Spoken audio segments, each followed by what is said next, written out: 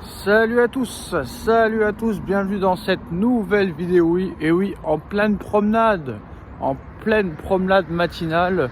Je sais que des fois, ça peut être surprenant de me voir comme ça, mais voilà, des fois ça fait du bien de marcher et de donner aussi des informations en plein air. Ça fait du bien. On pense différemment, on réfléchit différemment. Et à l'arrivée, c'est pas mal quand même, hein. Franchement, ça peut être pas mal, surtout l'été, quand il fait beau et quand il fait chaud, parce que là, c'est le froid matinal parisien. Et le froid parisien, comme vous le savez, à une grande époque où le Paris Saint-Germain était en crise de novembre. Ça s'appelait la crise de novembre à l'époque. À l'époque où les propriétaires étaient Canal+, ou Colonie Capital, de 1970 à 2010-2011, il y a toujours eu la crise de novembre au Paris Saint-Germain, où les résultats étaient catastrophiques.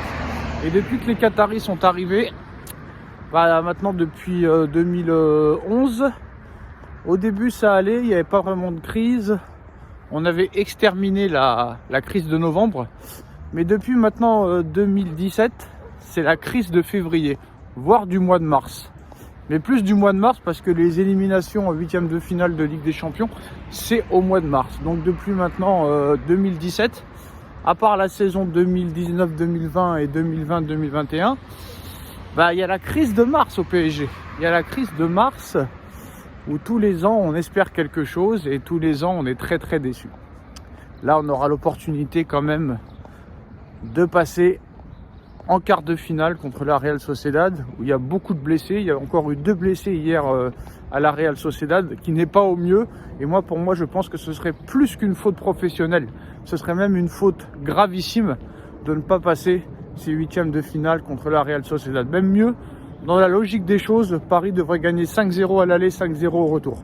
Mais malheureusement, sur le papier, c'est pas pareil que sur le terrain. C'est sur le terrain que ça se joue. Alors maintenant, on va passer à l'information principale de cette matinée.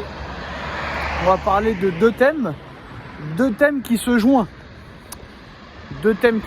Parce que ce matin tout le monde en parle, et quand tout le monde en parle, je pense que c'est un minimum quand même sérieux. Tout le monde a relayé ça en France ce matin. Ça a été relayé aussi en Italie. Donc France, Italie, ça a été relayé un petit peu aussi au Portugal. Donc j'ai envie de dire, c'est à prendre au sérieux. Et est-ce que cette information veut dire quelque chose par rapport à un joueur du Paris Saint-Germain qui pourrait partir? Ça, c'est tous ceux qui ont l'esprit vide, qui ont le cerveau et la coquille vide, qui pensent ça.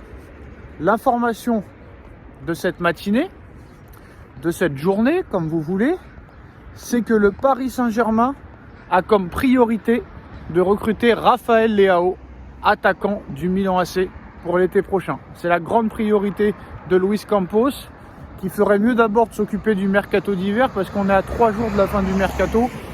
Jeudi prochain, c'est la fin du mercato. Toujours pas de défenseur central pour remplacer Milan Skriniar. Toujours pas de renfort au milieu de terrain. Et toujours pas de latéral droit, mais je sais pas si le latéral droit c'est un objectif, mais voilà. Toujours pas de défenseur central, toujours pas de milieu de terrain. Mais on pense déjà à l'été prochain. Raphaël Leao, priorité du Paris Saint-Germain pour cet été. Raphaël Leao a vu ça et n'est pas insensible à l'intérêt du Paris Saint-Germain. Il connaît très bien la Ligue 1, il a joué à Lille, il connaît très bien Luis Campos. C'est une possibilité. Mais là maintenant, ce que les gens pensent directement, c'est que si Leao vient au PSG et que le Paris Saint-Germain en fait une priorité, ça veut dire que Kylian Mbappé va quitter le Paris Saint-Germain et que Raphaël Leao est son remplaçant. Ça, c'est tout ce que les footix pensent. Voilà. Mais la réalité est tout autre. C'est pas parce que tu es sur Raphaël Leao que Mbappé va forcément partir. Pour rappel, comme vous le savez, à l'heure où on parle, à mi-saison, Gonzalo Ramos et Randal Kolo Muani ne sont pas du tout satisfaisants. Ils sont sur le banc depuis plusieurs mois. Et il ne serait pas si surprenant que ça que Kolo Muani et Ramos quittent le Paris Saint-Germain cet été. ou au moins un des deux. Au moins un des deux.